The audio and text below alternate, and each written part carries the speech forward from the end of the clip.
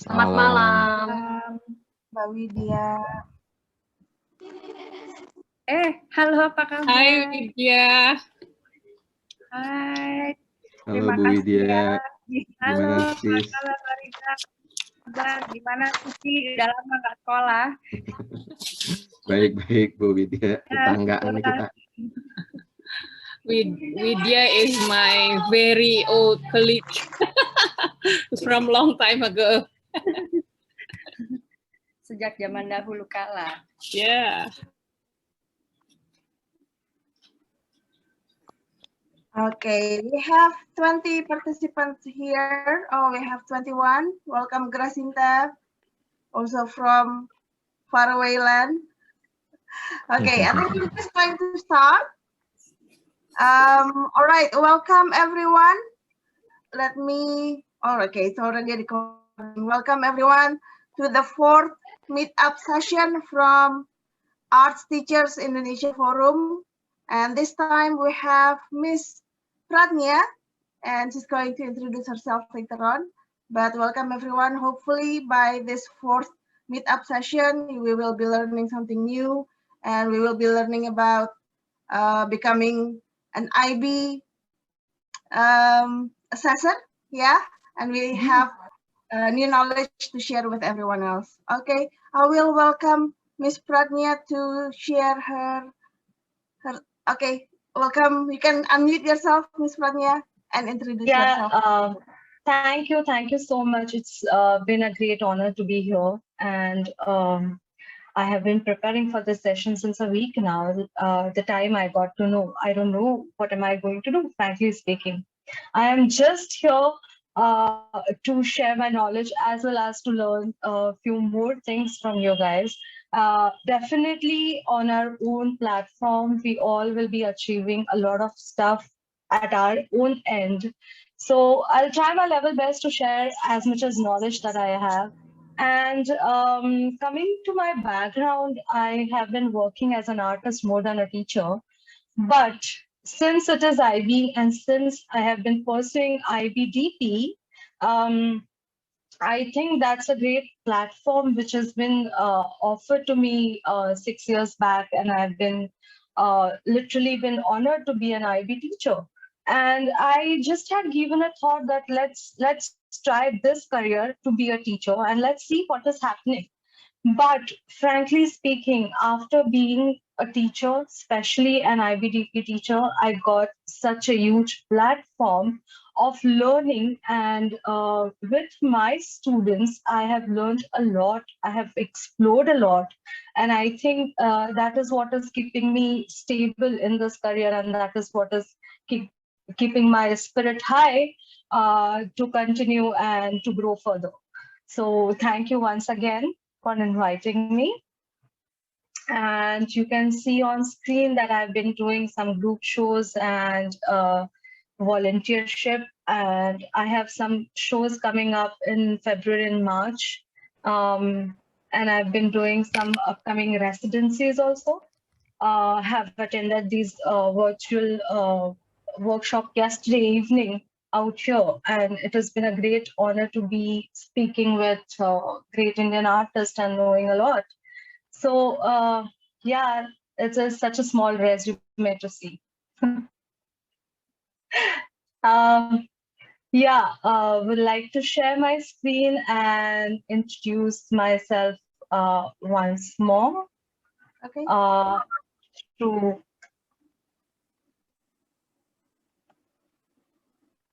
Are you all able to see my screen? Yes, you can see. Just one slide, right? Yeah. So it has again been a great honor to be here joining with Indonesian Forum Meetup, and I'm really been happy to be here and talking to Ayu since a week, talking to Atika since a week, and it's been a pleasure for me to be in touch with them, and they have been great help for forming this session till here. Thank you once again. Excuse me, Yes. Pradnya. I think you need to swap the slideshow because right now it's the presenter notes. Do you see my? Yeah, I see your presenter note. So I think you need to swap the Do play you see from. now? Yes, now it's better. Okay. Yeah. Thank All you. right. All right. Thank you. Yeah. So first of all, moving further, let's understand what is Visual Arts IB Visual Arts curriculum is. All right. So IB Visual Arts gives an opportunity for students to be thinkers, to be open-minded, to be sensitive, to be exploring, to be understanding new skills, and to be knowledgeable. And furthermore, if you see on my screen that there are furthermore abilities and skills that the students can explore through IB Visual Arts. Okay, it is a self-directed course. It has been depend on the development of the student as well as the support of the teacher. Yet the course is definitely requires an assessment and a specific content. There are three components, which are the specific content has been divided into three components, and student chooses the artist of his own choice for going further to comparative study, as well as for the process portfolio. And finally, student will be presenting his exhibition to the viewers, to the audience. All right. The students also will discover different methods and the work that they are helping themselves to achieve the personal goals. And yeah, it is always an adventurous course because every student have different ability and every student have different level of creativity to present himself in front of the audience. So IB Visual Art offers that complete freedom to that particular student to come up with their own creativity. All right. So now if you see on the screen, there are three core areas of IB Visual Arts. First is Visual Arts and Context. Second is Visual Arts Method. And third is Communicating Visual Arts. Now, what is Visual Arts Context? In short word, I would say the visual art context is the theory and the cultural context that the student learns. The background of the artist, the background of the era. For example, if we talk about Michelangelo, from which era he's coming from, how that particular era has been impacted his work, how he has been gone through, what kind of changes in his work has gone through. So these are all part of visual art context, all right? So in this context, a student becomes informed and understand cultural context of that particular art style and also observes the technique. I'm sorry, am I audible? Sorry, if you join, please mute your. Yang baru join tolong dimatikan ya, mikrofonnya tolong dimatikan. Terima kasih. Okay, please go ahead, Pradnya. Yeah, thank you. So, yeah, to understand the wider variety of work, to understand the wider variety of eras, to understand the wider variety of isms, for that matter, we need to understand what is visual arts context is. So basically, from visual art context, we understand different theories, different concepts, and cultures, cultural context, and different perspectives through this core aspect of visual arts. Now, there is another core aspect of visual art, that is visual arts method. Now, in this core aspect of syllabus, the student gets through the exploration of the acquisition of the skills. Students get to know different skills, and through practicing those skills, student gets expert into that. All right. So this is what shows the engagement of the variety of media and the methods that students have tried. Am I clear? Am I understandable? Please, yeah, All right. So, yeah, through this method, through the visual arts method, what students will understand, they will understand the art making practice. What are the art making practice? Using different mediums, using different concepts, how to convert their concept into their painting, how to convert their ideas into creative work of theirs, and how to be evolved with the creativity that they have. Definitely every student, I would like to specify out here, IB doesn't want any prior knowledge before coming to IBDP visual arts course. So the student has a creativity, student has an ability, but he might not be knowing what kind of ability that the student has. So basically through this visual arts method, student evolves his creativity. He changes with his creativity, he develops with his creativity and creates a different art making practices. That is what visual arts methods focuses on. The last core of the visual arts syllabus is communicating visual arts.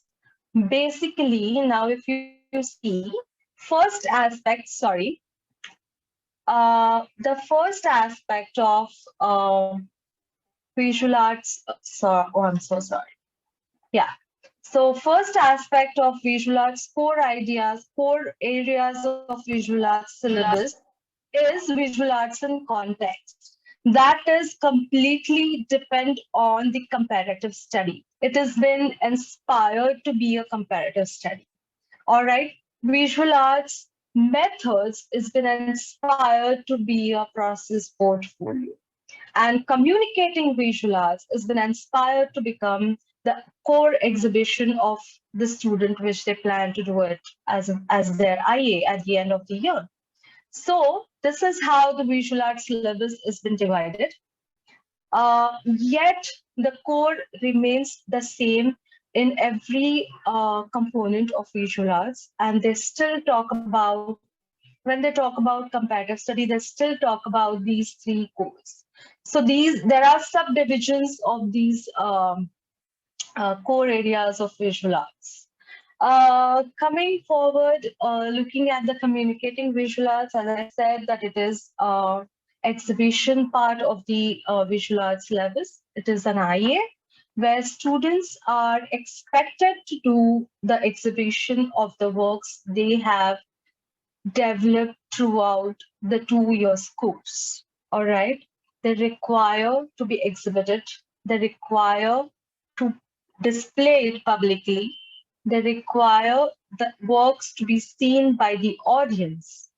Also, these works are being critically analyzed by the student by writing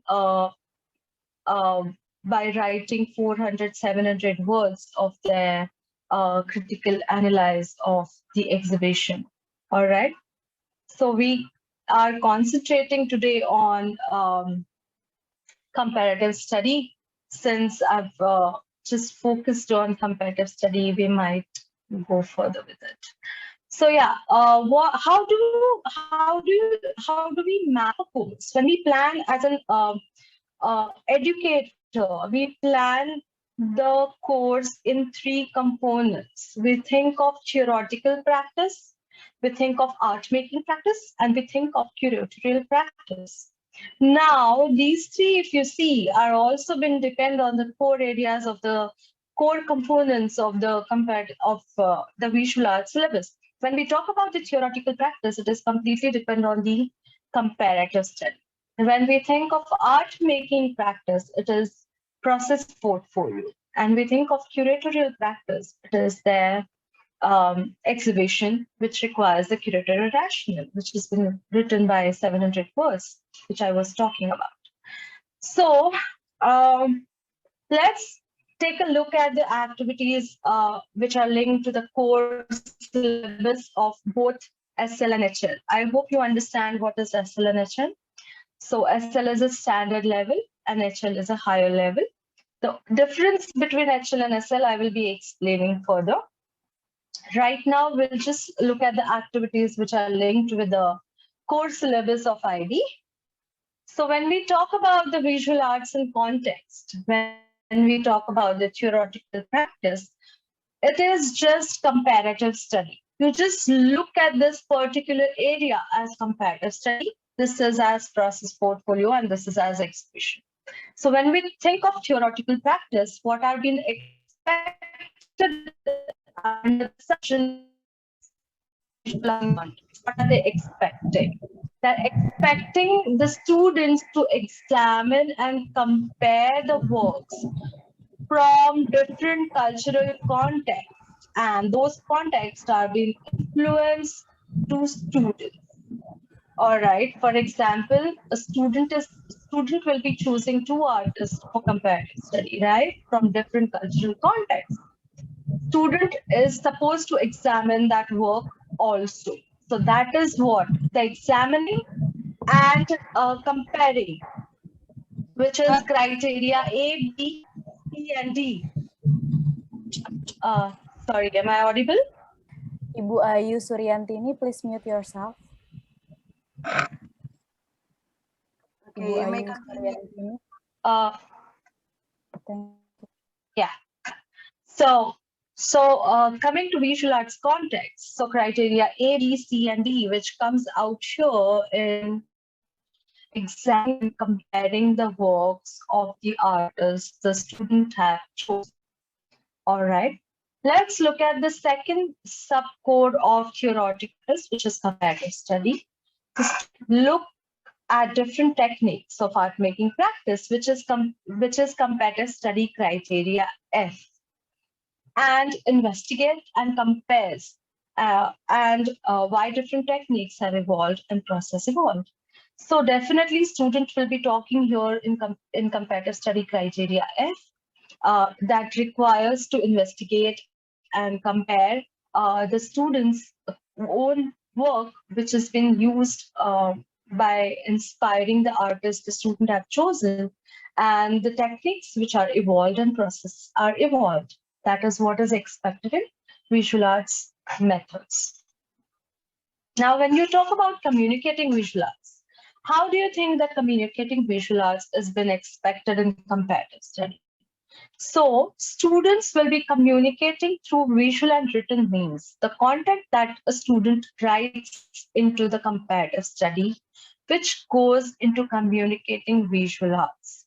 Effective communication and knowledge and understanding is required to be explaining lots of theories in comparative study. Here is where student is concentrating on comparative study criteria E, which requires a coherent and subject-specific language and presentation. So this is how the core area of syllabus of visual arts has been divided into all three components. All right. Do you want me to explain how is it divided into process portfolio? Yes, Or I just I move think ahead. it's better you explain the connection between theoretical practice, art making, and curatorial. All right. And right. Yeah, and its connection to the exhibition, process portfolio, and comparative study. Thank you. All right. Thank you. Yeah. So when it comes to art making practice, which is process portfolio, how visual arts context has been linked to process portfolio. It requires a lot of investigation. It requires critical thinking and experimenting of different techniques. This is where a student is being asked to maintain a process journal. As you all are aware of, that process journal can be directly taken, process journal pages can be directly taken to the process portfolio and comparative study. So this is the reason that student has been constantly working on the investigation and the research part of art making practice that comes into visual art context. Now, when we think of visual arts method with the art making practice, the student experiments and delivers media and explores technique by creating artworks that he has been studied. He tries to implement those creativity and those concepts into the work of himself. That is where the visual art methods comes in. Now, when we talk about last aspect, which is communicating visual arts with the art making practice, is student produce a body of artworks. Student keeps on producing the body of artwork, final works that we take from student after practicing for 2 years. That is where comes into the art making practice and communicating visual arts. And the student keeps showing the skills and media and concept constantly in front of his teachers, and the teachers then end of the day will be selecting those artworks for exhibition pieces. All right, so now curatorial practice, which is exhibition. How visual arts context has been linked with the curatorial practices. Student develops an informed response of work and exhibitions they have seen and experienced. Students have been taken to the field trips. Students have been always taken to the art galleries to see different kind of works and to see how the display is, how the artist statement has been written, and what content has to go into artist statement, and what are the exhibition notes that he has been providing with each and every painting. That is what has been out here covered in visual arts context with the curatorial practice. All right. Going next with visual arts methods, students evaluate how their ongoing work is communicating. That means the critical analysis of the work which student is been producing has been seen in the exhibition with the selected pieces, with the selected process. The process has been given in the process portfolio in the same criteria. Student is developing a different media and exploring techniques out here. Those skills have been exhibited out here in this column. Yeah. Coming to last aspect, which is communicating visual arts and curatorial practice, a student has been presenting resolved artworks, which has been selected through a series of artworks. Few artworks the student are supposed to put it in the exhibition. Those artworks, how are they connected to each other in any way? There should not be any concept or any tagline for the all exhibition pieces, but they have to be connecting. For example, when you look at any famous artist's work and you understand, okay, this form belongs to that famous artist, and this is how you recognize the work which is displayed in the art gallery. This is how it has to be linked.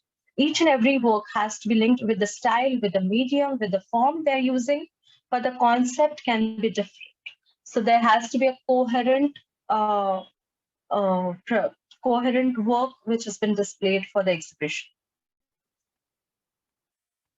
Going next, now the preparation process for comparative study. How will you prepare students for comparative study with the theoretical practice and linked with the visual arts context? Now, student is supposed to learn, supposed to explore different types of eras, different timeline, where they can explore a lot of cultural context. Students should be given examples of the artists which are from different cultural contexts.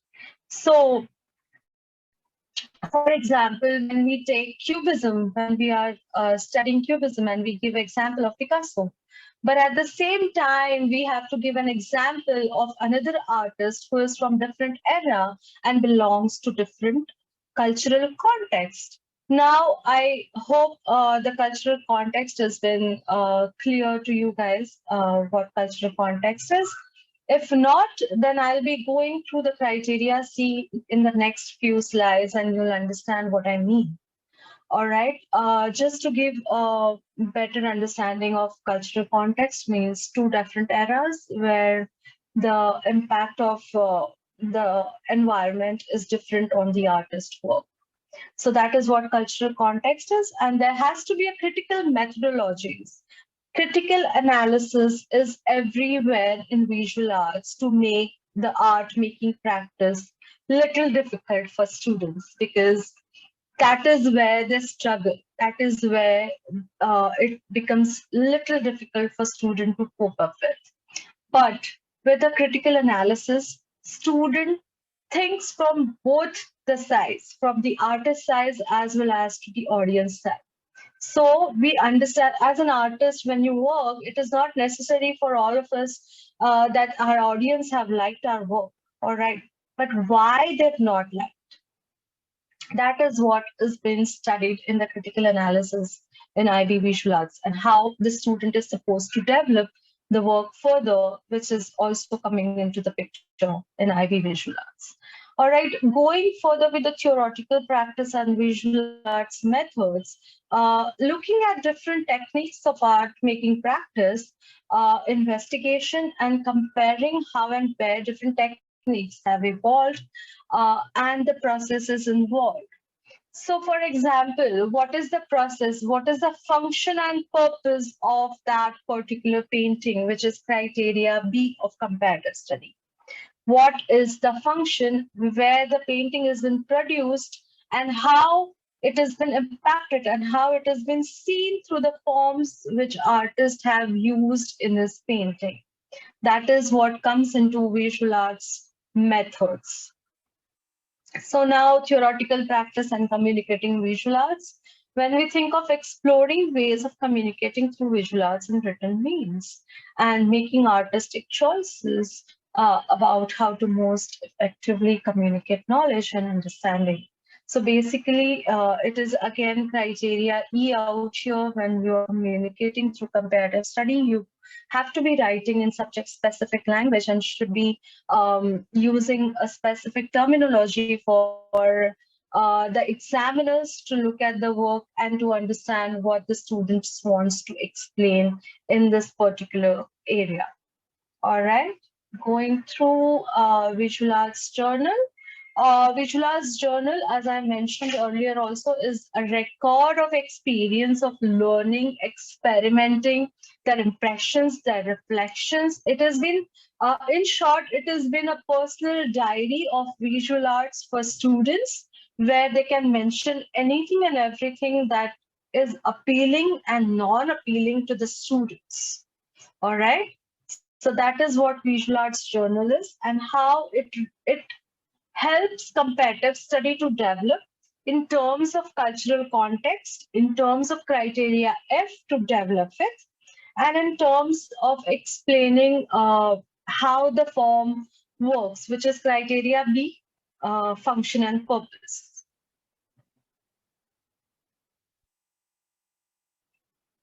Yeah, so a little bit introduction about comparative study. Out of 3 components, comparative study is externally assessed, and which has 20% of marks. Only exhibition is internally assessed by the educator. Otherwise, comparative study and process portfolio goes to IB, where we submit it to IB and they assess it. That is why it is called as externally assessed. And there are, out of 3 assessed components, comparative study is one of them, as I mentioned earlier, process portfolio and comparative study and exhibition. These are the 3 components that we have. Now, what is required for comparative study? For SL students, 10 to 15 slides. One page is called, horizontal page is called 1 slide. One A4 size horizontal page on your PPT or PDF or Word file is called a screen, a slide. So this is how 10 to 15 screens for SL students. Same 10 to 15 screens for HL students, plus 3 to 5 screens to analyze students' work influenced by the art and the artist they have examined, which is criteria F. These 3 to 5 screens, extra 3 to 5 screens are just for criteria F, which is only for HL. SL student do not go for criteria F. There is no criteria F for SL students.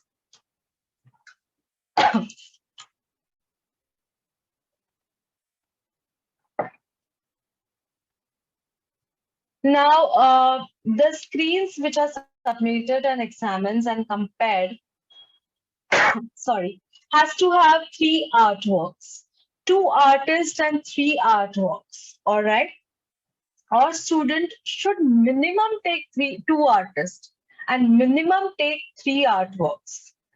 All right. Student can choose 3 artists and 4 artworks also, but the given space is very less for students to study more than 2 artists and 3 artworks.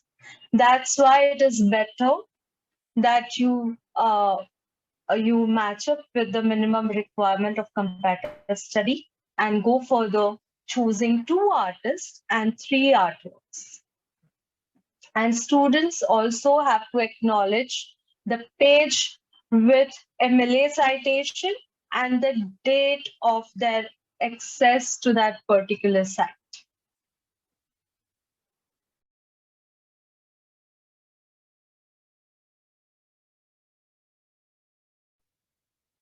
Do you want me to go to the previous slide if you're noting anything?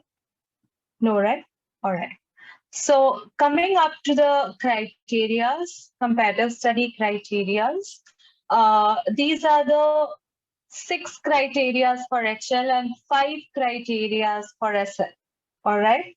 So first criteria A is identification and analysis of formal qualities, which has been given 6 marks. Criteria B is analysis and understanding of function and purpose, which is given 6 marks.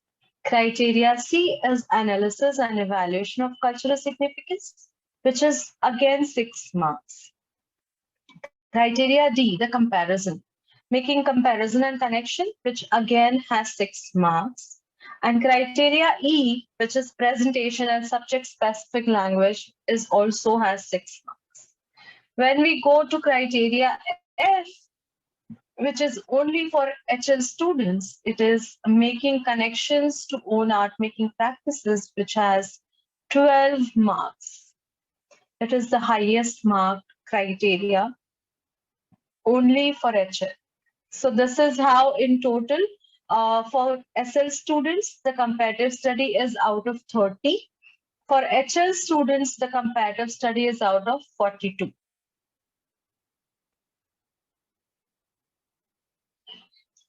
Okay, so coming to the criteria 1, which is called the identification and analysis of formal qualities. Now, when we talk about formal qualities, what are they? They are the elements of art. They are like locally, if we say these are the elements of art, we talk about balance, we talk about perspective, we talk about contrast, we talk about colors, we talk about space, we talk about the movement, we talk about chaos. These are all the formal qualities that we think of. So these are the formal qualities which students are supposed to evaluate and supposed to pick from their observation to the artist work, the artist that they have chosen. All right. So when we looking at, for example, we look at the formal quality, which is form. Yeah. So what we'll be discussing about the form? A student, what exactly has been discussing if it is about form, which is one of the formal quality. Okay. The student can first think that the form is geometrical or no. If it's geometrical, what kind of language and what kind of words that the student is supposed to use. It might be squares, rectangles, angles, circles, cubes, spheres, cones, or whatsoever. Then if the form is not geometric, it is organic, then what kind of form it is? Organic forms are generally found in nature. So it can be a trunk, it can be a leaf, it can be a flower, it can be anything else. All right. Then when we talk about form, student should talk about space and volume. So what kind of space is being occupied and how in depth the form has been visible to the audience in the picture available in their comparative study. So they should be talking about the space. Again, they will talk about the negative and positive space for this particular form. So when it is just an example about the form, they might recognize other formal qualities also, and similarly, they will have to explain what are these formal qualities are. They might talk about color scheme. Then when they talk about color scheme, what kind of color scheme has been used? Is it monochrome? Is it hot colors? Is there cool colors? There are multicolors. Whatever the colors and the medium that they're talking about should be written in their analysis.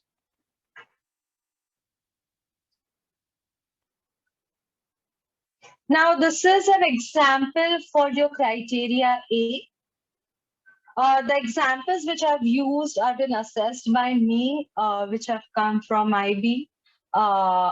So I've just tried to keep those examples for you guys so you can see where the composition has been talked about. So now here she's talking about two compositions. I think she wants to talk about negative and positive space as well as the composition, because here she's talking about space. So the content is a general introduction about this particular art form.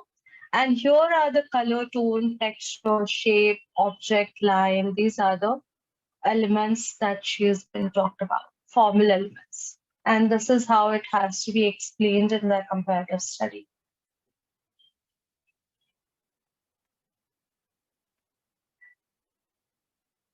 Yeah, should I move forward? Yeah. Yes, Miss. You can continue, Pradnya. So, yeah, thank you.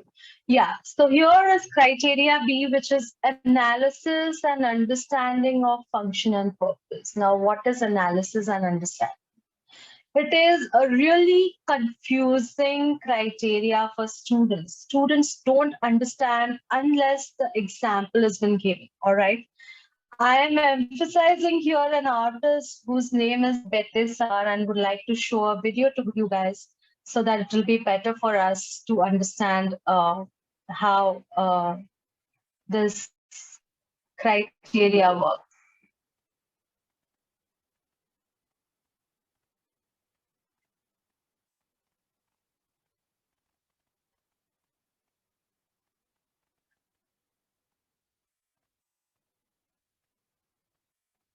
Pradnya, can I ask, like, why you say that this function and purpose is the most confusing? Confusing. Yeah, Why? I'll come to that point.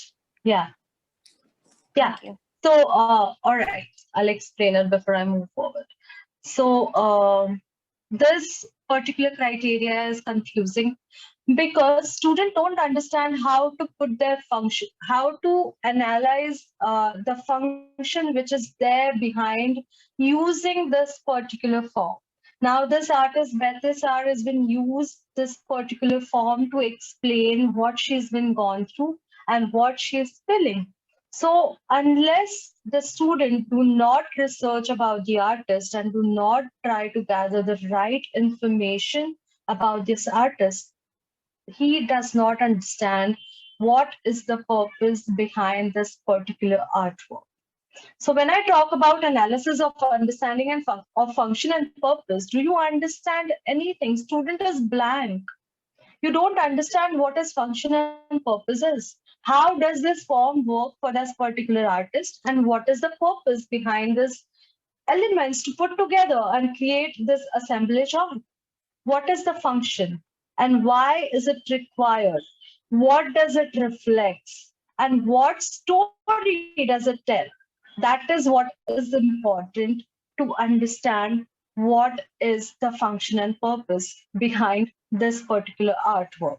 All right. So it is a very in-depth study of the chosen artist, and it requires to understand the aim of that particular artist to create a particular painting. For example, Picasso created Guernica. What was the reason of creating Guernica? Because it was destroyed and it belongs to Spain. It has been destroyed by Nazis, and Picasso is from Spain and living at that time in Paris, and he wanted to just express his feelings about the distortion which has happened, and that is the reason he created Guernica. And just to understand the impact of the attack, he has created that a huge painting of 6 by 10 feet or something, which is huge. So these kind of reasons students needs to understand when they choose a particular artist and they understand this particular area of artist art making practice. So it's comparative study criteria B is just not understanding their own art making practice, but it also understanding the purpose and how it works behind the artist's work. And that is the only reason that I felt that this is a more confusing criteria, because most of the time students connect this criteria with criteria A. Now, criteria A is all about formal elements, just to understand what kind of forms and what kind of shapes have been seen out there and what has been talked about. But here, when you talk about the purpose, it's been a lot of study that students have to be doing. Secondly, there are different kinds of function and purpose. All right. There is religious function, there is socio-political function, there is expressive function, there is historical function, there is religious function, there is again scientific function. There must be any other function that has been inspired the artist to create this particular painting. And that was my only agenda for you guys to understand what exactly function and purpose is. I have given a picture out here of assemblage art by Bethesda, and I wanted to show that video to you guys to understand why she created this particular black girl's window, because she has been becoming a slave since her generations, and her mother used to be a slave also, and how she used to look through that window and what she used to understand by looking at outside world. And that is what the function and purpose of this particular painting. Yeah. I hope I've answered your question and I've met the expectations. I'm sorry, who's asked me the question? So Anyway. is it correct if I say that understanding a function and purpose is also meaning to find out the messages that the artist trying to express with the artworks? Yeah, yes, but it is a purpose. It is not a concept. You cannot mix it up. It is not the reason. It is, sorry, it is the reason. It is not an idea. Okay, Yeah. noted. Thank you. Yeah. Hi, may I ask for a while? Yeah, My name is Andika from ICS Jakarta. In this Okay. stage, may the student give their own interpretation for this function and purpose? There has to be your own interpretation in terms of recognizing what kind of function and purpose the artist have used. For example, for this particular painting, which has been showed on the slide, I can say it is a religious function. It can be religious because there was a differentiation, discrimination between being black and white. Historical because it has been history. Expressive because the artist has been expressing her ideas and her experiences. And it is political because it had a political aspect of this issue of discrimination. And it is symbolic because she has been used a lot of symbols out here in the picture, and yet it is decorative. So the functions which I have written out here are related to the painting which has been used. So these functions can be different. As I said, there can be a scientific function, there can be an experiment of science, there can be related to space, there can be anything else. So the function can change. But yeah, for purpose, they have to be studying the artist really thoroughly Okay, to I see. understand purpose. Yeah. Right. Yeah. Thank you. Okay, to continue the question that the previous question, I'm actually intrigued myself. So this understanding of function, let's say religious, historical, expressive, political, and so on, should it be something that we all agree, or can students come up with their own perspective? I think this is something similar with the question previously. So is it has to be something that we all agree, we all on the same understanding about the function and purpose, or can it be from the student's perspective? Thank you. It has to be from students' perspective because there is no document related to this which has been given by IB, that these kind of functions that we need to look at, these kind of purposes that we need to look at. And that is the reason it has been very confusing criteria, because student has to gauge what kind of purpose and function the artist is trying to portray.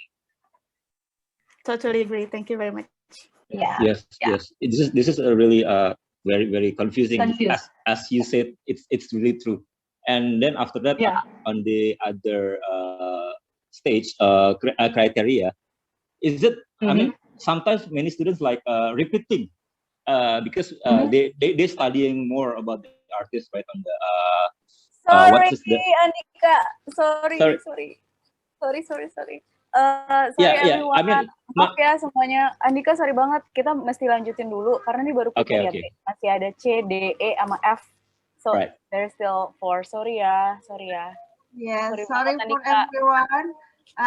Maybe we can continue first, Miss Pradnya, and then the Q&A session will be at the end after your presentation. Thank you.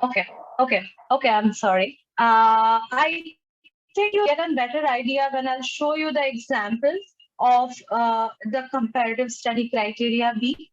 I'm going to show it further and you'll get a better idea how function and purpose has to be recognized. So this is just an example that I've given out here using Betisa's assemblage art and writing down which other function and purpose have been seen.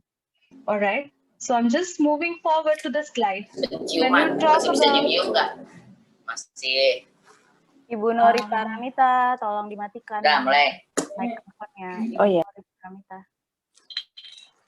So when you look at, there is a cultural function out here. The student is talking about Paula Rego and her work Snow White Swallows the Poison Apple. All right. Now there is a political function, there is a judgment, and there is a social gender function. All right, these are the functions, and this is the interpretation of the purpose. So this is how the student has been writing about function and purpose. I hope you got it from the slide which I'm showing right now, that how you're supposed to gauge which is function, purpose, and how the student is supposed to write about it. So am I clear? I hope. Yes, Pradnya, you may continue. Thank you. Yeah. Going forward to criteria C, which is analysis and evaluation of cultural significance. Now here, when we are talking, as I've spoken to you a lot many times before, when we talk about cultural context. Now this is what cultural context is. This is what analysis and evaluation of cultural context. Now I'm taking an example of artist Shireen Nisha. As you can see, this particular work of hers, and she has been an Iranian artist who's been living in LA since I think 1974, and she went out there for studying, and she realized that what is happening in Iran, why people are forcing to behave in such a way to women, and she started portraying her anger through her works. So this is what is context for this particular work. Now, this is what is a cultural context. Now, when we talk about culture again, she belongs to Muslim country. She belongs to Islam, and that is how it's been reflected in her work. She used those calligraphic poems out here, which are also been written by her. These are the poems which are written by her to express through her feelings. So this is what is cultural context which belongs to this particular painting. Now, sorry, artwork. Now there can be any painting, artifact, or any object, or any assemblage art. It reflects to the cultural and socio-political issues which are linked and how they are impacted on the artist's work. All right. And what again is the purpose to do so? This is what the cultural context means. Yeah. If you see in the example, these two columns explains what is through audience's world. And these three columns explains what is through artist's work.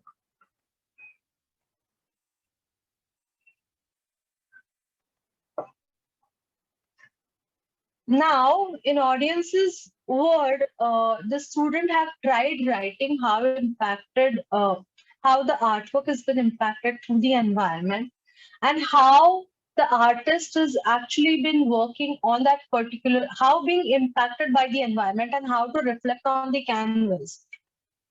That has been written out here in the artist and artist world.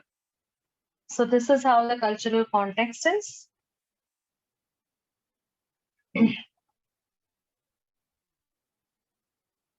Moving further for making comparison and connections, students are just not talking about the comparisons.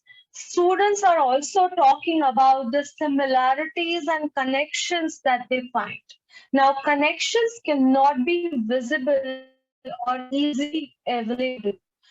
Through their study of criteria A, B, and C, I mean the elements, the formal qualities, the purpose and function, they need to understand the connection in two different cultural contexts and the connection between the work of the artist they have chosen. And this is how they are supposed to write about criteria D, which is making comparison and connections, and how logical and coherent comparisons that they make. Now, what is coherent comparison? Using subject-specific language. When you are writing a comparative study, a student cannot write pointers. There has to be using subject-specific language and using a specific terminology to complete the sentences. And this is what is called coherent writing. So, which is compulsory for every criteria of all three components.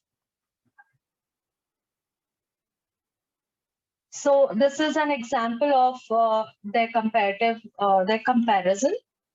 Now, when they compare, they're supposed to compare their formal elements, I mean to say their formal qualities, their purposes, and their cultural context also can be compared.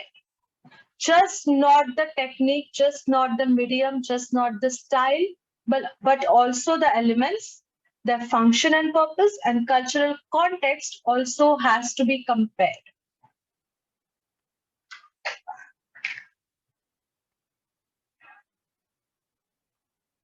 Yeah. So again, going forward to a subject-specific language, here I've attached one more video of understanding what is subject-specific languages. There has been a vocab which is always given in IB Visual Arts diploma guide. Last 3 pages of guide has been given the vocab, and that students can refer. So there has to be a clear text, there has to be clear visuals, and there has to be engaging visual presentation, because this area also looks at the presentation and the overall composition of the comparative study, overall look of the comparative study. Moving forward, if you see, I've taken this example as example for criteria E.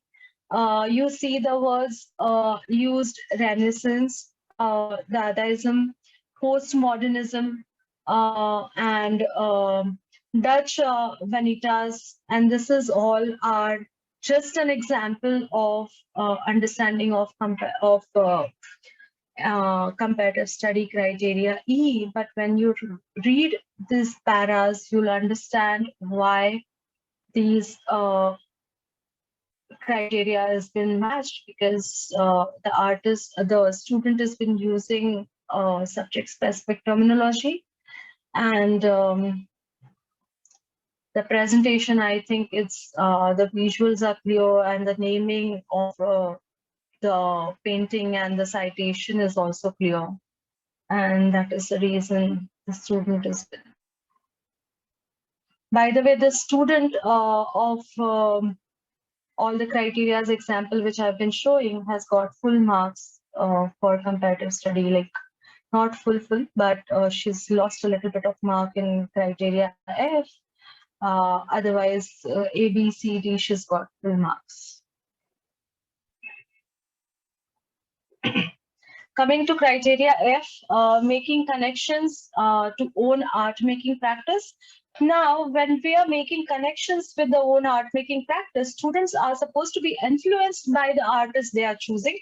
And also, there is nowhere written that one artwork student has to submit, or 2 artworks or 3 artworks. So whatever is feasible for student to create 2 to 3 artworks, that is completely fine. And student can put it into 3 to 5 slides. So it is completely depend on the student what he wants to do. And criteria F shows the impact of the artist style that they have chosen to study, and how they make critical analysis of their own work.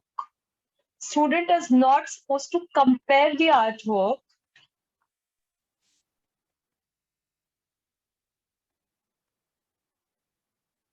This is the impact of the Mariam Shapiro, and this is what the work the student has been created. This is another work that she wants to relate to. And this is how, I think, has been taken from her process journal, because it shows a primary sketch of this particular work.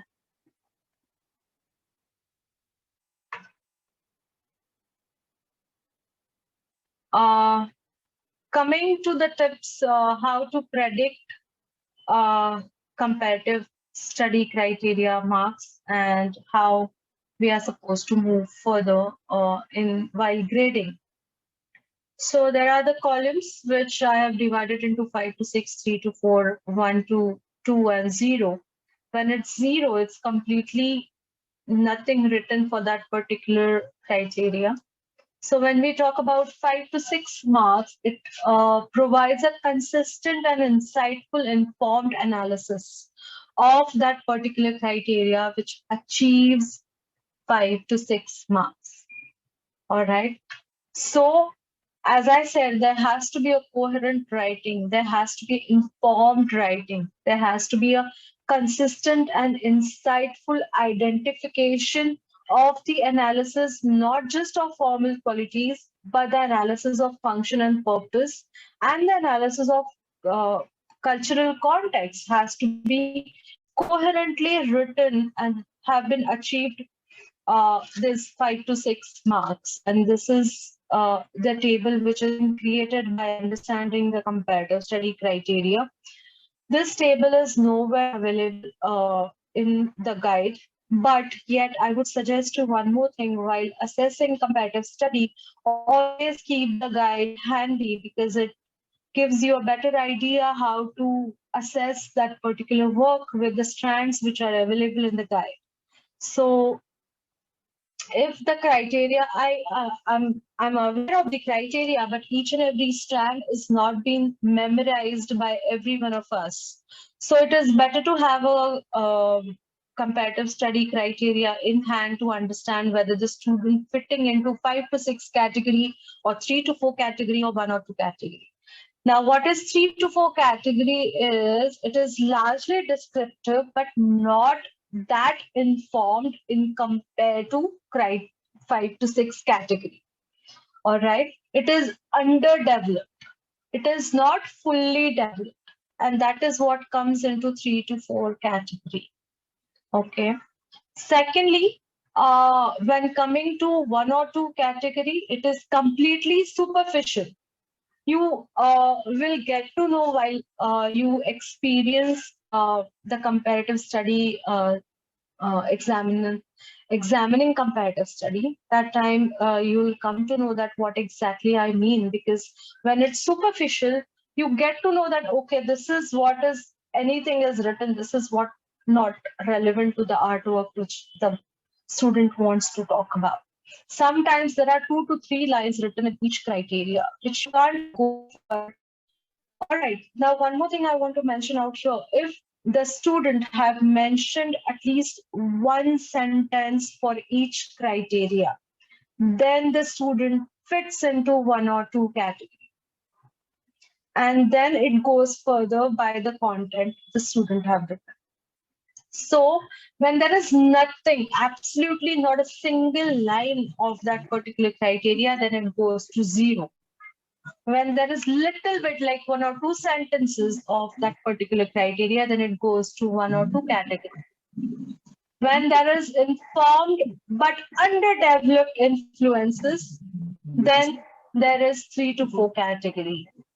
And when there is fully informed and insightful identification of the formal qualities and other criteria, then it goes to 5 to 6 category. This is the basic division of giving marks to the student. Now, the content out here is written from the guide itself. These are the strands that you see in the guide. I've just disordered them.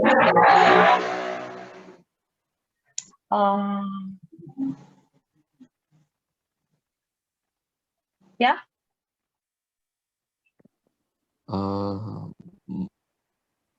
Yeah. No. Okay, you may continue, Pradnya. Thank you. You may continue. Yeah, same here with the with the comparison and connections, and also with the specific language, subject-specific language. When the critically analyze the connections, similarities, and differences between the selective works, it goes into 5 to 6 category when the pieces are properly compared and made the contrast properly. When there are understanding, when there are no logical and coherent demonstration of the pieces that the student has been studying, they fit into 3 to 4 category. And as I said, that underdeveloped content, which fits into 1 or 2 category. And 0 is absolutely nothing. Same here, when we talk about the presentation and subject-specific language, the student have to be showing a coherent writing, and it has to be understood by the reader, by the examiner, and examiners should be able to connect it to the content and the pictures which are shown in the comparative study, and that is what goes into 5 to 6 category. Now, let me tell you one more thing. When you assess a comparative study pieces, you are supposed to be reading each and every slide, because until and unless you don't read, you don't understand which category the student is fitting into. So each and every slide, each and every sentence you need to read. So it is a really time-consuming task for visual arts examiners, and they are the highest paid for that. So going further, Nice one. yeah. So when you go to the information which has been clearly conveyed, but some use of consistent subject-specific language, then it goes to 3 to 4 category. And there is a limited use of subject-specific language which goes into 1 or 2 category. And there is absolutely nothing which goes into 0.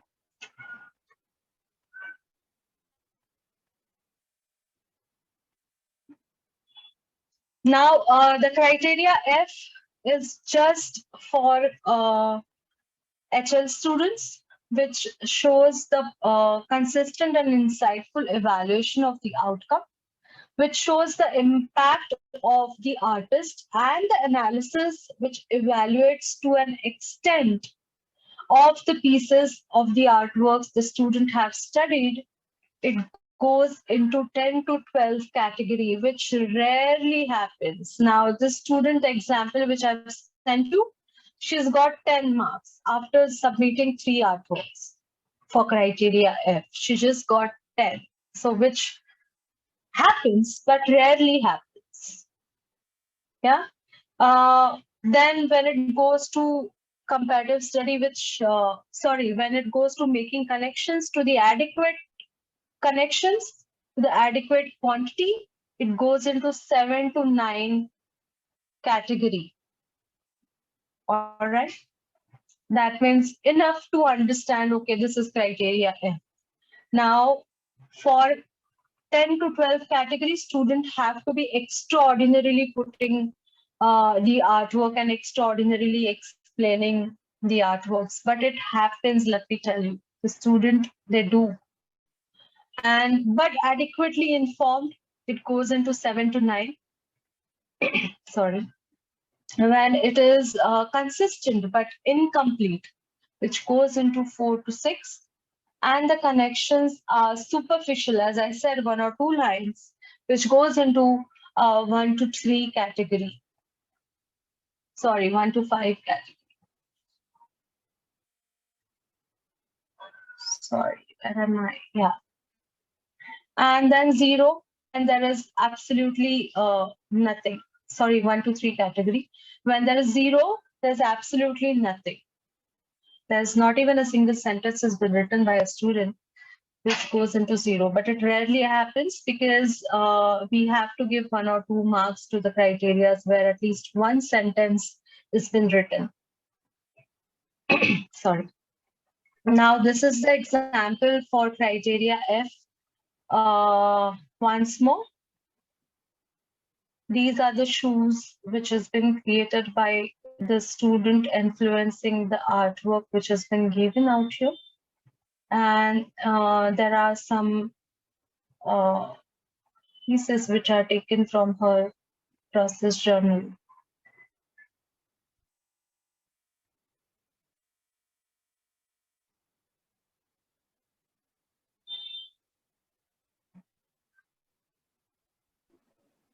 Going next, there is another artwork which has been created by the same artist, same student, and which is again influenced by. Sorry, I'm not able to hear you. Anybody said anything? No. Continue, please. Oh, sorry. Thank you. So yeah, these are the works have been done for criteria F, and this student, after producing 3 slides for her 3 artworks, 3 to 4 artworks for her criteria F has got just 10 marks.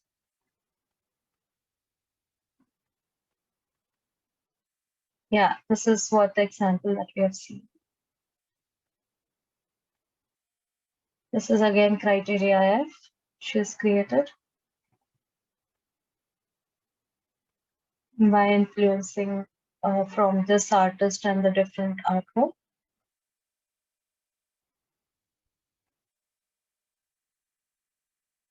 Another artwork she's been influenced with.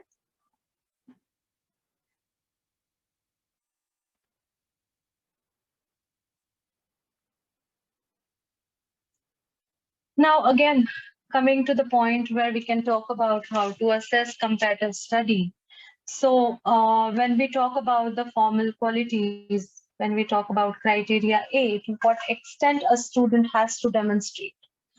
So for criteria A is this informed identification and analysis of selected artworks has to be demonstrated. That means the student have to be talking about the formal qualities in a subject-specific language, where you see that the formal qualities are been matching with the artwork which has been chosen. All right. Now, Pradnya? Yes. Ms. Pradnya, you have 5 more minutes here, so we have time for question and answer. Okay. Sorry. Okay. So can I skip this part because I've already explained about it? Yeah. Yes, of course. Yeah. Thank you. And yeah, this is the example I would like to show.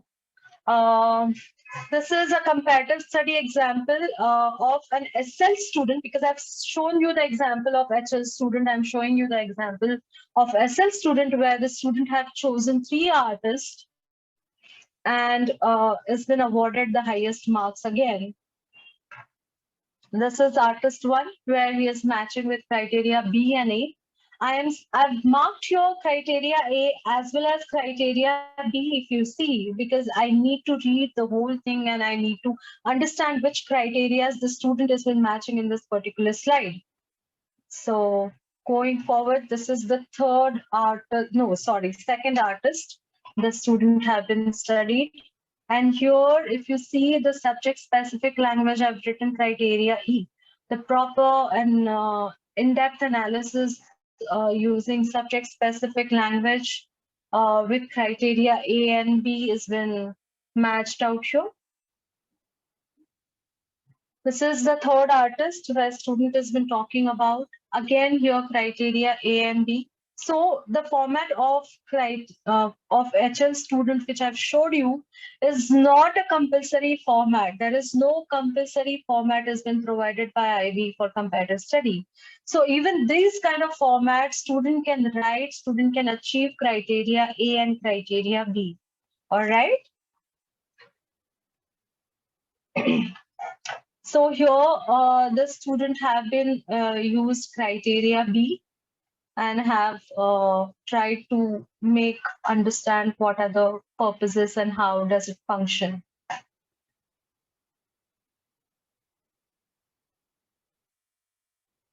Also, there's function and purpose, which has been written out here using subject-specific language.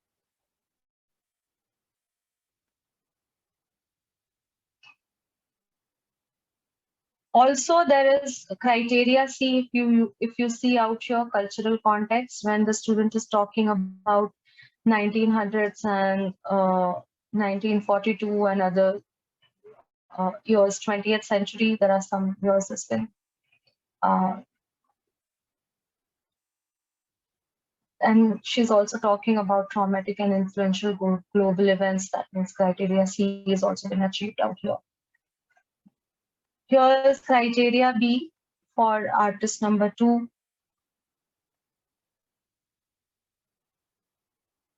And again, the function and purpose and criteria C must be achieved out here.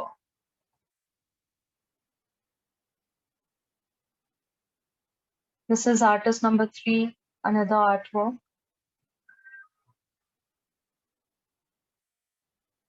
Here is the function and purpose and criteria C once more.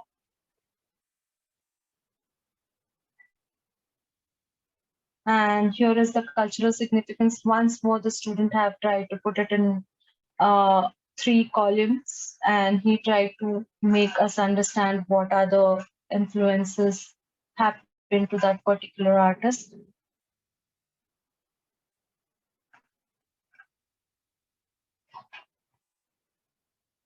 Now, when there are columns, there can be criteria D2. So it's not necessary that we need to rely on the titles that students have given. We can't rely on it. We have to read the content and we have to see which criteria has been achieved.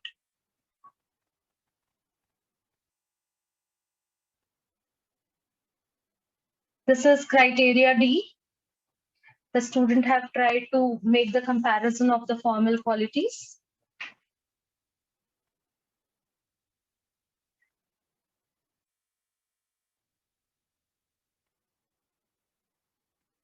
Now, comparison of the art pieces that students have used.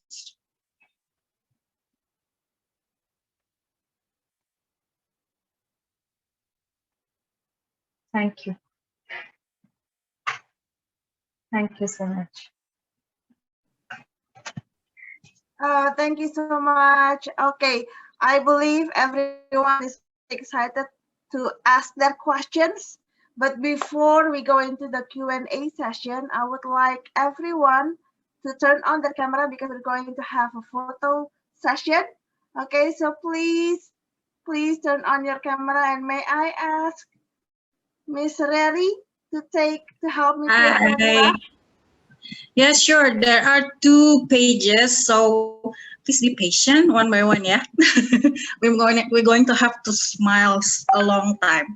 Okay, 1, 2, 3. Okay, first page. Wait a second. Okay, now second page. Okay. Bye. Okay, let's smile. Second page, 1, 2, 3. Okay, thank you very much. Okay, thank you. All right, we can go to the Q&A session. We have question from Ibu Ayu. Ibu Ayu, if you can unmute yourself, you can ask. Yes, thank you, Ms. Pradnya. Thank you very much for your time. This is my first time attempting to teach IB. So my very first question would be, for your students, do you encourage them to work together with the English department for writing all the investigation, so on and so forth? And the format, as you said, is not really determined by the, so it can be free and it doesn't have to follow the APA format even. So number 1, whether you encourage them to work together with English. Number 2, with the list of artists, is it already determined by the IB or the students can add local artists? Thank you very much. Not necessary that all the VA teachers are taking help from English department. Depends. There are few teachers have been taking help from English department, but at the same time, the English teacher needs to know the terminology and subject-specific language, which is supposed to be used in all VA components. So that comes into the understanding of English teacher, completely depend on her, how readily she is adaptable to understand what are the qualities, what are the language that we are supposed to use. Secondly, the artist, student can choose, completely depend on the student.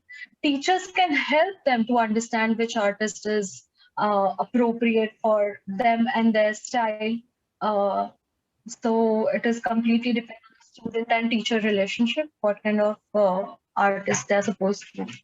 There can be also local artists, there can be also famous artists, there can be also different culture, as it requires a different cultural context. So you'll have to choose a variety of artists that you are going to, a student is going to look for the comparative study.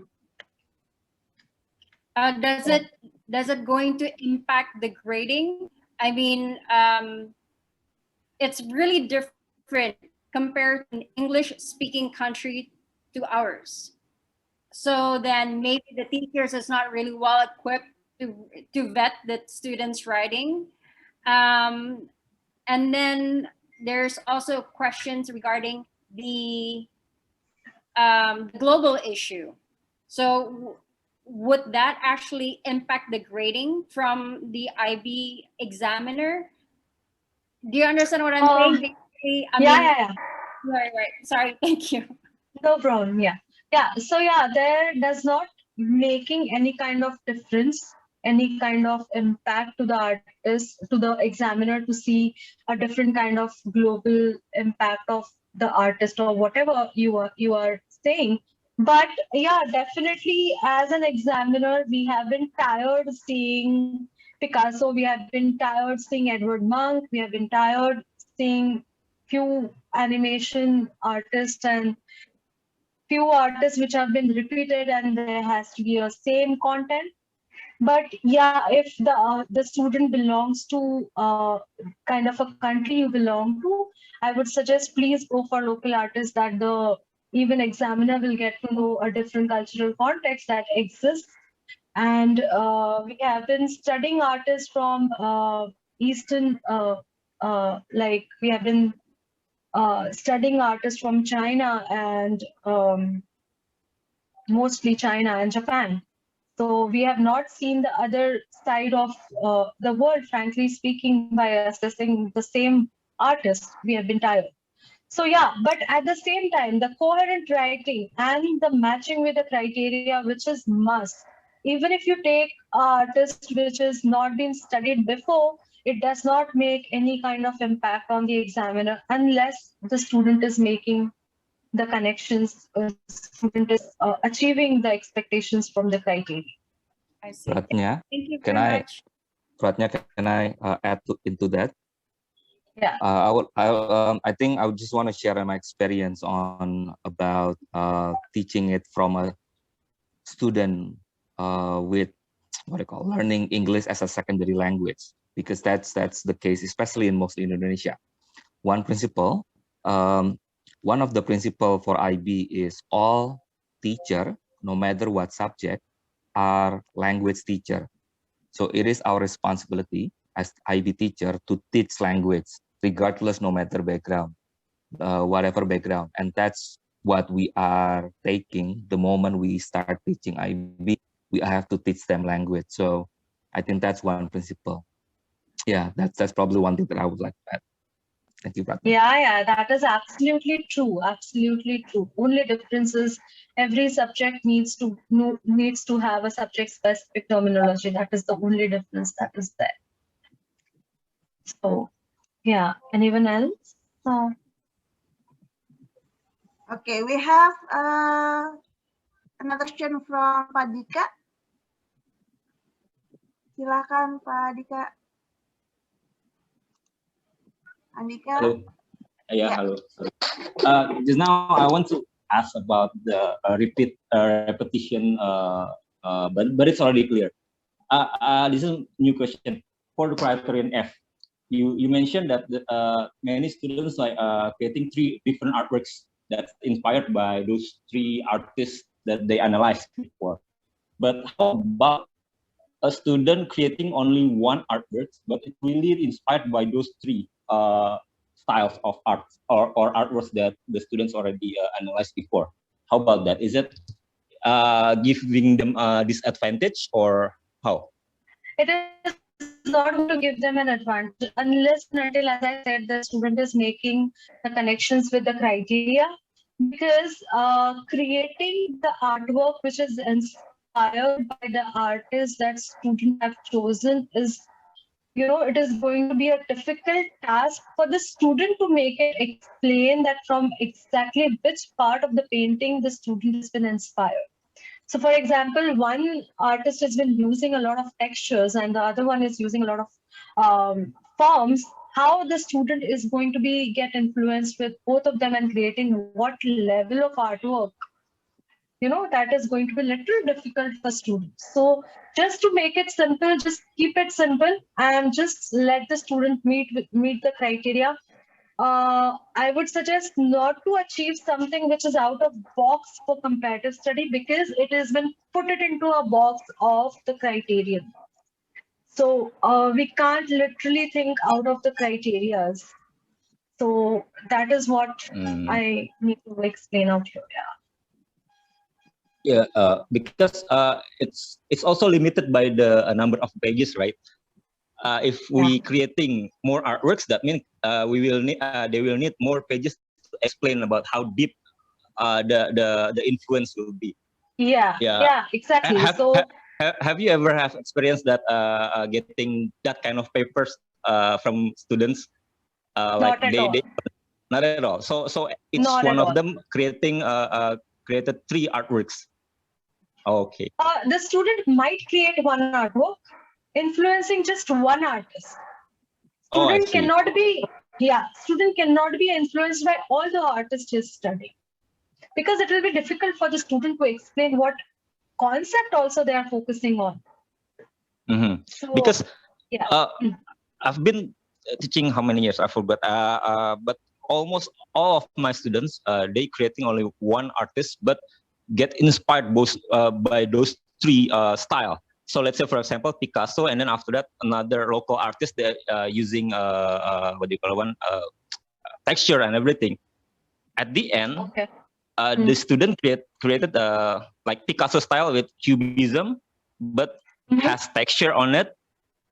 And I've got one more artist. I mean, these students is, I think, successfully created the inspired by those 3 artists, because I never has a really feedback for that. I don't think the market's good as well, but it's not bad as well. It's not bad as well. But what is the grade has been achieved by the student? Excuse me? What is the grade has been achieved by the student? I forgot. It's already a long time ago. Okay. But it's so lah. It's not that bad as well. Oh, not great. Yeah. Because it becomes really confusing to explain all the artists in one go. Will you be explaining? Will you be explaining Picasso and Van Gogh in one go? No, right? You will have a different way of talking about Picasso, and there is a different way of explaining about Van Gogh. So that is the difference. Because then students have to show the influence. One more. So that means the artworks that we have to submit is the final work, for this one. It's definitely have to submit the final. We have to submit the final artworks for the criterion F. Okay. Thank you. Thank you. Thank you, Padika. Okay, next we have Anca Borneo. Hello, my name is Anca. I teach in Singapore National Academy. Can you hear me, everyone? Yeah. I just want to ask you one question. Can you show me the student artwork? So easy for me to check it. Which one have to develop for the students sometime, This is a bit hard sometimes if we not see the coursework from for example, from the school. So sometimes I show the pictures or the coursework from other student to my student. So easy for them to understand how to get the best score. Yeah, if like you before when you explain it about the things, I think easily for me to check from the syllabus, right? So the procedural easy to follow it. But if see the coursework from the student, I think easy for me to transfer the knowledge to the students. So this is the step by step how to get the good score and also this is the lower score. So you ignore it about it. Can you explain about it? If you have the coursework, can you see? Thank you. Yeah. All the examples except process journal are been given on my IB. Are you all there on my IB? Yeah. Are you there on my IB? Yes. The examples are given out there. So if you want anything which is not there, for example, as you are saying, the process journal, I can send it to Atika and you can take it from her. I can send you 1 or 2 pages. Yes, thank you. Will that be fine? Yeah. Yes, thank you. This be great. Yes, thank you. Yeah. Okay, thank you, Pak Anca. Next we Yeah. have But from Andika, Miss you need to pay me ya, Andika. Okay, Miss Ira. Ira Okay. Sofia. Yes, thank you. Actually, I have 5 questions in which 2 of them I already wrote down on the chat box, but I'm just gonna read it again. So Yeah, my first, please, sorry, I didn't see. it's okay. My first question will be the samples, the work samples that you showed just now. Are they done by your students? If yes, I'd like to know what's the background of your students because it's very interesting. And the second question is duration. How long is the duration for the whole process? Ideally, I'm speaking about ideally, not formally. I mean, I know you have you also are an artist yourself, right? You should know ideally this process will take ideally how long duration. So, And then the third question. one sec. Can Okay. I answer these 2 questions first? Okay, sure. So, okay, the first question was about the students. They are not of my students' work. These are the works which I assessed as an examiner, and I found the example very interesting. So I've just taken it from there.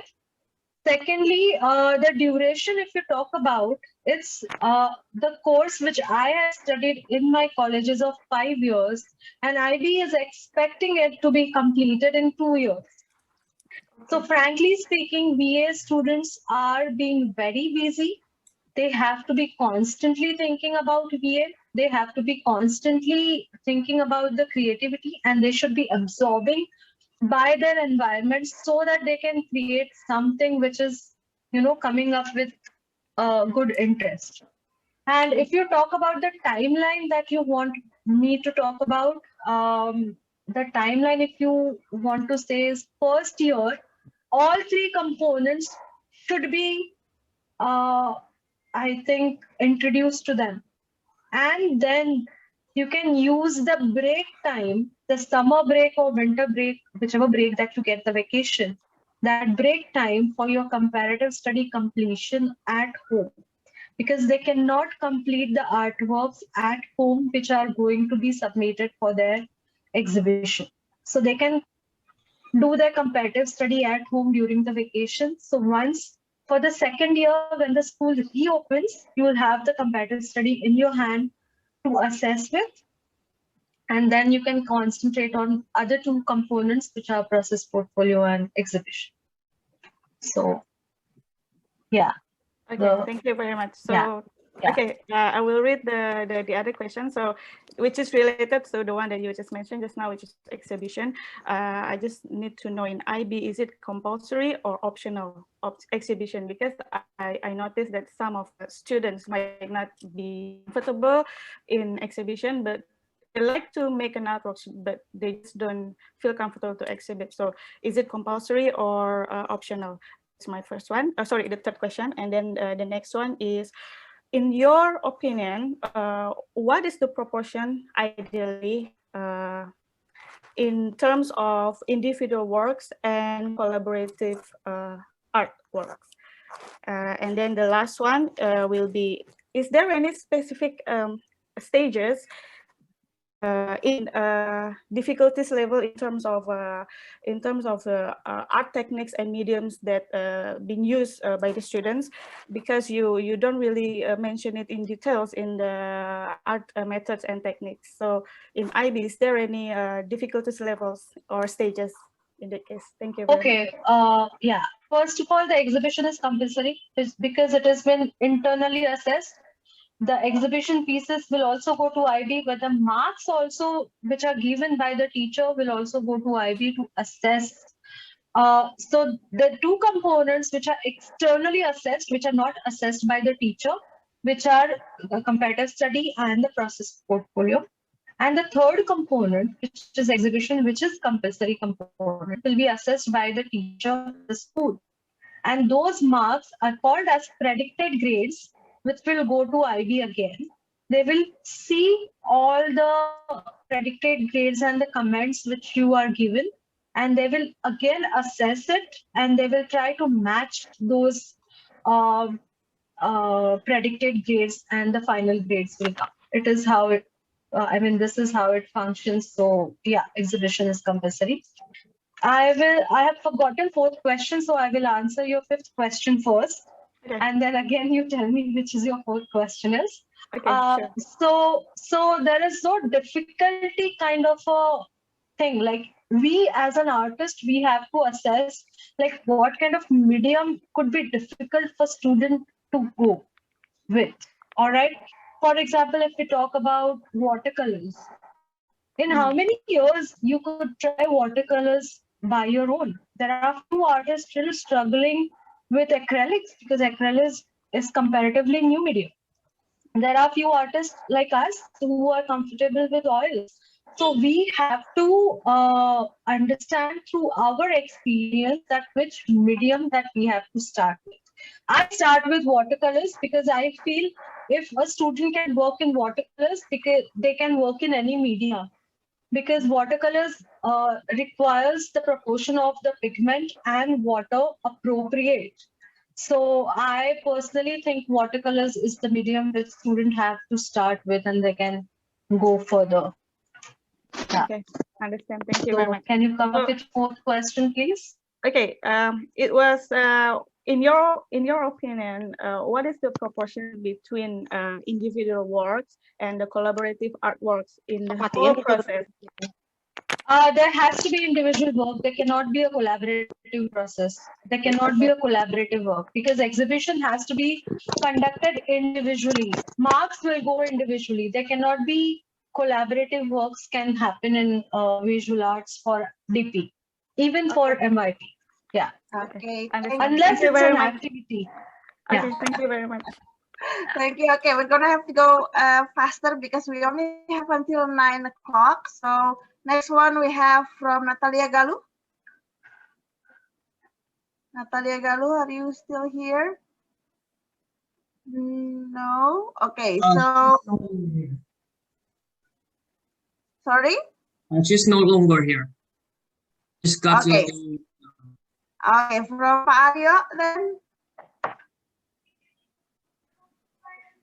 Okay, actually it's not question, but this is about my thought regarding about the personal opinion that it is quite impacted in the score of the marking, especially in the formal qualities. As I see that in the criteria, the usage of the personal opinion is impacted with this lower score. Is it also implied into the other criteria also? Yeah, it is implied regarding about the personal opinion. Yeah, the personal opinion matters because it comes after a thorough research. So the personal experience, personal opinion will be after thorough research of that particular artist. So that kind of research, after doing that kind of research, there cannot be a wrong perception about an artist, right? So it is widely known that what kind of work Picasso has been doing, widely known that what kind of work Van Gogh has been doing. So there cannot be any wrong perception. So when I talk about personal perception out here, you can think of explaining the work in your personal experience. If you think Van Gogh's work has been depressing, but looking at the work, it does not feel that the artist was depressed, or looking at the work, it gives you a pleasant effect, though, because he has been used a range of colors. So this is how the personal experience matters when it comes to putting up in your own words. But when you write, see, again, the personal perception will come while writing the formal qualities. One student might find it texture, the another student might find it text. So that could be the difference. Yeah, you got it? So that is something as personal opinion that I feel. Even the purpose, while explaining the purpose, a student might explain the dyslexia or the mental troubles that Van Gogh was suffering from. Or the other student might emphasize on the the environment he was coming from. So that is what personal experience, the personal perception that I mean to say. So what emphasis you want to put on, that is where the personal perception will come of the student. But the basic knowledge will be the similar. Basic knowledge will be the same. We cannot change it. Yeah. Okay. Okay, thank you. Thank you. Thank you, Mario. Okay, next we have Pak Santosa. Hello, thank you, Miss Ayu. Good evening, Yes, Miss Pradnya and also others. Good evening. Yeah. I know this issue pop up frequently with my students in analyzing or responding criterion C. They will be having difficulties in defining the impact of the web, the selected web, to the original audience, and then the respect to the contemporary audience, since they have to collect as much as possible the relevant data prior to respond this criterion. Is there any specific or special approach that you were doing within your class in concerning this issue? Okay, so Since, when you're talking, sorry. Yes. Sorry. Go ahead, Since please. since student cannot provide their personal opinion or sharing their descriptive analysis must be supported by relevant and coherent evidence taken from the curators, art practitioners, or if the works being taken from the living artists, they can set the interview as to use as part of the primary references. How do you apply this strategy to ensure that students will be able to analyze the impact of the selected work to both of the original audience and a contemporary audience? Thank you. Okay. So if I summarize what you're talking about, if I summarize the original audience and the contemporary audience, I think you're talking about the cultural context the artists belong to. So that is where you need to see what exactly where your ideas are been fitting in which criteria, and then you have to take it further. So if the artist is alive and the student is able to take an interview and understand the perception of the artist and understand the view of the artist, the reason, the function and purpose of the paintings, then it is well and good, and it absolutely can put it into the criteria. So when the purpose has been achieved, when the reason has been known, you can put it into criteria B. And when you're talking about the audience, contemporary and the other audience, then it can absolutely be put it into cultural context, because the artist belongs to this era. So this is a contemporary era. So you can actually put it into, I mean, that will be a great help for student to understand two criteria, function and purpose and cultural context. So you can absolutely put it. Only thing is that you need to understand what criteria your ideas are fitting into, and then you'll be understanding how to take further. Otherwise, yeah. So the far distinction prior to this case is if students are interviewing or students are selecting the work from the living artist, it will be easy for them to analyze the work, because they can use original and contemporary audience in the same time.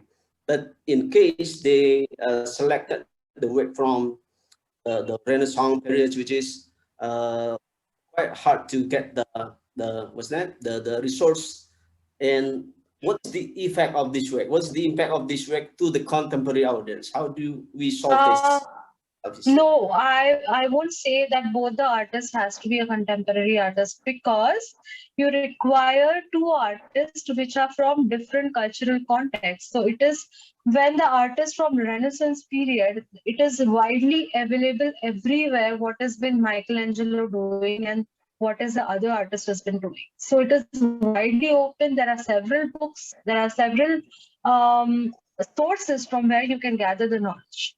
But the artist has to be from different cultural contexts, two different cultural contexts. So both the artists cannot be from contemporary. Secondly, it will not be always easy, because to what understanding the student is grasping the knowledge, it is very, very important.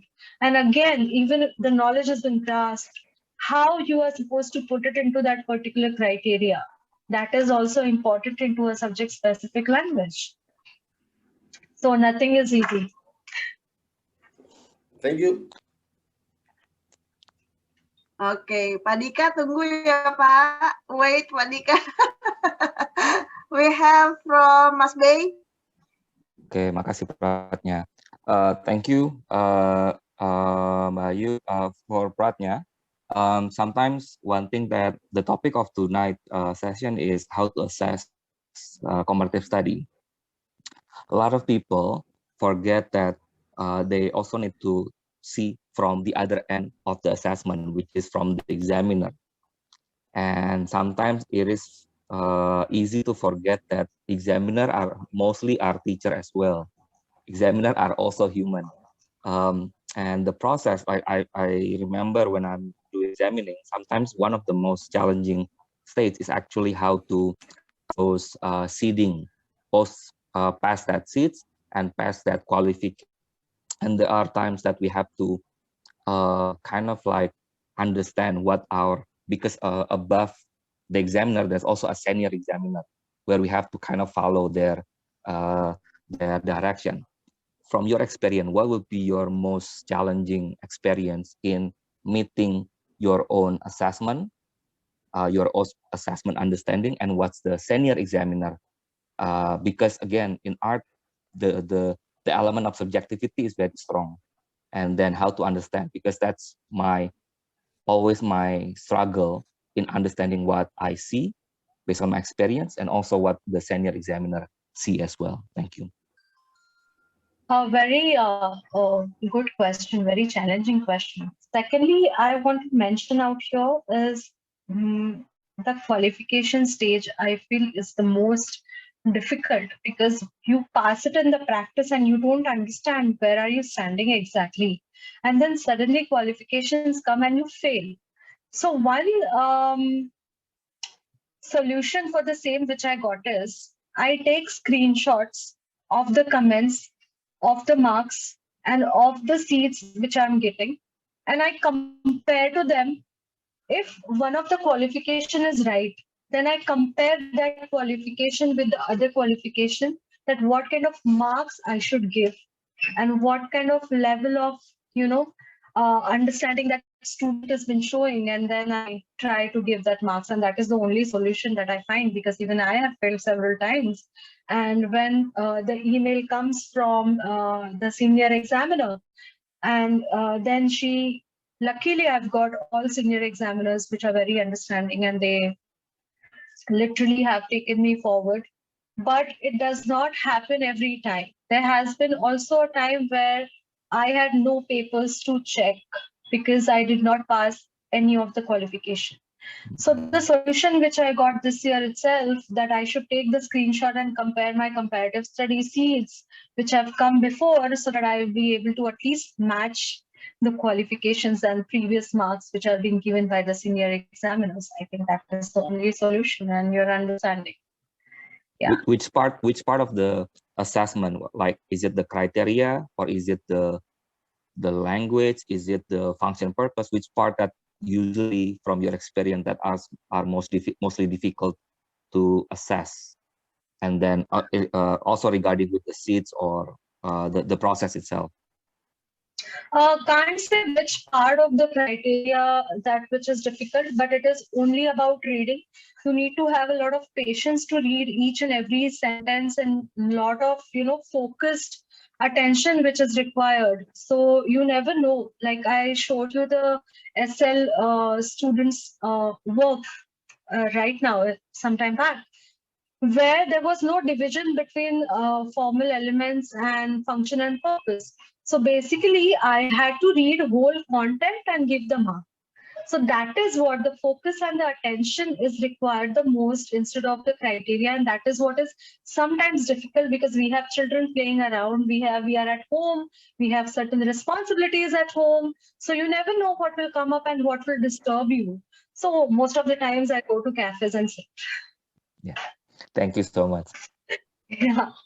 Okay. All right. Another 10 more minutes. I think we have from Miss Ekawati Purnomo. Ibu Eka. Yeah, hello. Good night, everyone. So thank you, Ms. Pradnya, for your time and information. It's really helpful for us. But I want to ask you about is there any word count or word limited in the comparative study? Because you haven't mentioned about it before. Can I get the question again? Sorry, I didn't understand what you want to. Is there There's a little disturbance of the voice. I don't understand from where it is coming. Is there a word limit, Miss, for comparative study? Yeah, word limit. There is no word limit. Sorry. There is no word limit at all for any of the component for exhibition, unless it is exhibition, because the exhibition requires 500 words of those exhibition content, like painting content, and curatory rationale, which has to be there. That is the only word limit which has been given. Otherwise, there is no word limit for comparative study and process portfolio. There is only slide limit. Yeah, okay. Yeah. So there's no minimum how many words also, yeah? No. Okay, thank you, noted. All right, thank you. And then we have Jacob. Mr. Jacob. Jacob. Okay, I think we're just going to. Oh, yes, okay. Yeah, I'm here. Okay, so I would like to ask, can we use student artwork from comparative study criteria F for exhibition?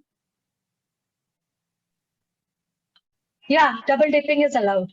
Double dipping is allowed that you can do, but I will not suggest you to do that because let the student create most of the artworks like as much as possible.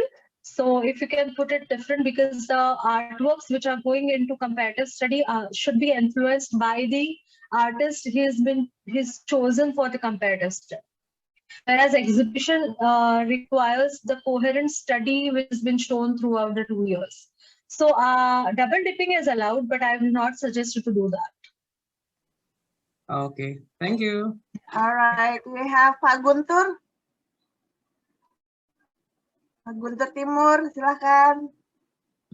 Okay, thank you, Ms. Pradnya. Frankly speaking, to be honest, like for me, comparative study is the most challenging component to fulfill. I just want to ask from you, like, what do you expect from your student, let's say, before they come to your classroom? Okay, what kind of skill and what kind of prior knowledge that you expect from your student in order for them to finish or to fulfill this component? And let's say if you found out that the student couldn't, let's say, match your expectation, what are you going to do? Can you share with us your, let's say, your tips or your experience? I feel this is the most easy component because you just have to stick with the criteria. Yeah. No, this is really easy. No, there's just have to be a lot of content which has to come. Okay. And the criteria, which is very simple and understanding. So you understand what is expected from the criteria and you just have to put the content out there. Yeah. And when there are students who are not matching with the expectations that I have, there I have to be putting more attention to the comparative study that they are working on, and have to be given them, time to time attention, and to understand that, okay, this is what is not there, and this is what is not there. You have to put it. This is the everywhere. The story is same everywhere. So you literally can't do anything with the student who's not meeting with the criteria. All right. Yeah, this is what I feel. Just stick with the criteria, understand the criteria well, understand the strands well, and stick to that, and you'll be through. Okay. Thank you. Oke, Pak Andika dulu, Pak Andika, boleh? Sorry nih sambil I just add. Okay, this is came from a previous question about using local artists. In Indonesia, there are so many local artists, but the problem is to finding the books for it or the resource like from the internet is it's very hard. It's the only way we go to the place to the gallery. If we're lucky, we can find the artist and ask. Is that the same same level with resource from internet, from books? I count it as a first-hand resource, right? Is it giving advantage or the other way around for the students if we are using this kind of resource? Because sometimes when the artist explaining in the media, let's say for example, it's gonna be slightly different sometimes. It's hard for us to if we are already using established artists like Picasso, Van Gogh, we already have there in the internet. Yeah, it is absolutely fine. Yeah. It is absolutely fine to use the artist as Picasso, Van Gogh, or whichever artist is famous. But it has been repetitive. It has been very repetitive to study these kind of artists, and there is no other information which has been coming up by students. It is going to be that same information. So I would suggest, if the artist is available in the gallery, please record the talk. Please, you as a teacher, try to take an appointment from the artist and then take your students, so that students can give a lot of time to that particular talk. Sorry. Or you can contact the gallery and talk about, your requirement, and you can tell them. Or there have been chances that I have contacted many of the artists on behalf of students, and I have taken students to the interview. So this is what you can do. Yeah. Thank you so much. Yeah. Can I add something about that? One thing that regarding primary, so I think this is not only for Indonesian artists, mostly contemporary artists, emerging artists, especially like, for example, young artists. You won't be able to have many resources. Like either you get to visit the exhibition, you get to interview them, but it will be difficult.